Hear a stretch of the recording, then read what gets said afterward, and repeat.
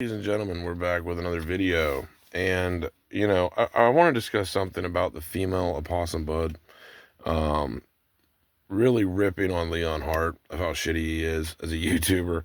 And I mean, I'm totally with her on this one. I actually support her on this one, even though she's a bit cringe of a content creator to watch. I don't know. I'm like not a huge fan of her, but I mean, like, it's just funny to see her call Leon Hart out like the rest of us. I mean, I just kind of get a good laugh out of that. But I'm right with her on this, though, is like, man, see, before I had all of this, before any of this is even here, like, let's say all this Pokemon is just poof gone, and it doesn't define who I am or what people think of me or who I am as a person, that, if I own Pokemon, I'm a greedy scalper that hates kids and, whatever people just tell themselves. You know, I've always felt this way before any of this was here. That if all of this was gone, if I sold it all tomorrow, didn't own anything, I would still feel this way about the market. That when people risk their own money to buy something and they're paying like the reasonable market prices and they're being reasonable negotiators, I I can't fault them for that. They're doing things legally. They're not being a crook about things. They're not like trying to like lowball the hell out of people and steal stuff. You know what I mean? Like I have respect for those people actually because they are what partially keeps the hobby alive in some ways. But when you have, this is why I said don't let this affect your like judgment calls of when you're buying stuff as well. There's a lot of assholes in the hobby, so I'm not going to get in the hobby. You know, you will regret that. Um, you definitely will. And, like there's going to be the douchebag here and there, like Leon Hart. Leon Hart is just a special example of a douchebag that's like, let me trade this broken, opened up fucking Brilliant Stars pack for the Gengar VMAX. We're doing a trade up challenge. Broken Brilliant Stars to fucking Gengar. We're going to do it in one fucking day. We're going to make $1,000 plus in a day just walking around annoying people. Those people are fucking gay, okay? The people that fucking flood Walmart to steal up Prismatic are fucking gay. I don't care. Like, that doesn't mean that everyone is like that. Like, I will argue that most of us in this hobby have paid the highest possible fucking price at the time we bought the stuff. And I will say that myself. I'll repeat that again. I have paid the highest possible price for stuff. And I know a lot of other people out there when it was at that price. Like Evolving Skies. I bought it at $625 when everyone was like, dude, it's at its peak. It can't go any higher, and yeah, now we know that story. You know. Same with Gengar. I bought Gengar, it was $550 at its highest possible peak. And now we know that story, how that goes. And, like there are good people out there in the community. There are decent people you'll run into that you become friends with, and that's what I personally like about the hobby is finding other people. And how a real negotiation should work is, you're not trying to steal something or turn a piece of literal garbage into money. Like no one wants a coin or no one wants a broken pack of Pokemon cards. I mean, that's shit you just throw in the garbage. I just threw on the floor. So no one wants that crap. But when you're coming to someone and you're like, hey, I really want to get Twilight Masquerade. Well, it's still not really that expensive, and you're willing to pay like $250. The guy's like, man, you want to pay $250 now, or do you want to wait till it's $400 and you end up buying for $250? That's how the negotiation works. You didn't come at them and offer them $80 or $100 because it used to be $100. That's just not how things work, and that's just how it is.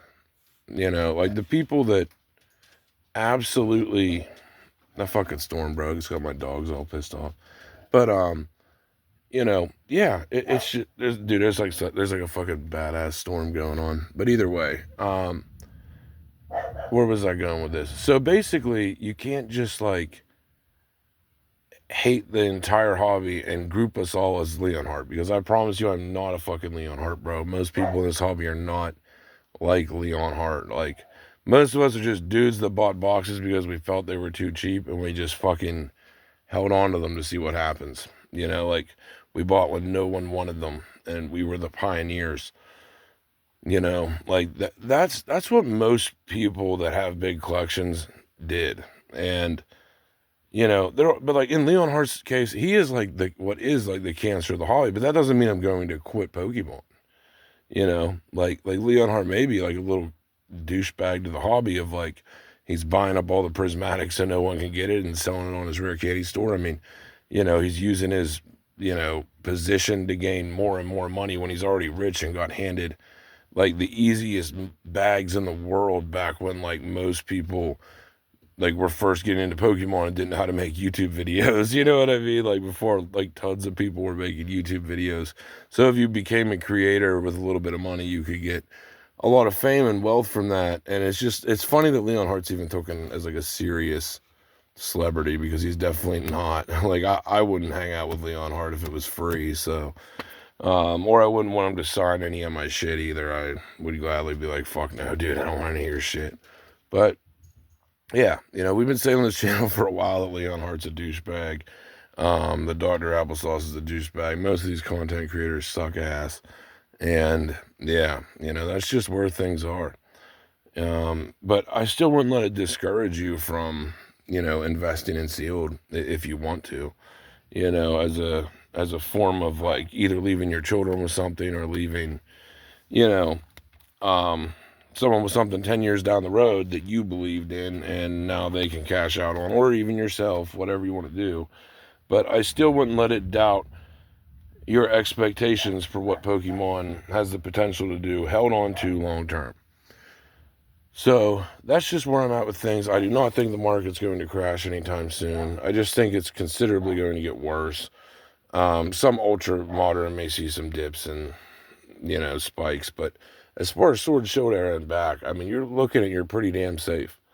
I wouldn't say go buy Shining Fates or anything stupid like that, but if you're buying like main tier sets like Chilling Reign, Lost Origin, Fusion Strike, Evolving Skies, I don't think you can go wrong with that. So that's just where I'm at with things. But yeah, we've been saying on the channel for a while that Leon Hart's a complete douchebag, and it's finally coming to light that a lot of people do see how like lame that fucker is.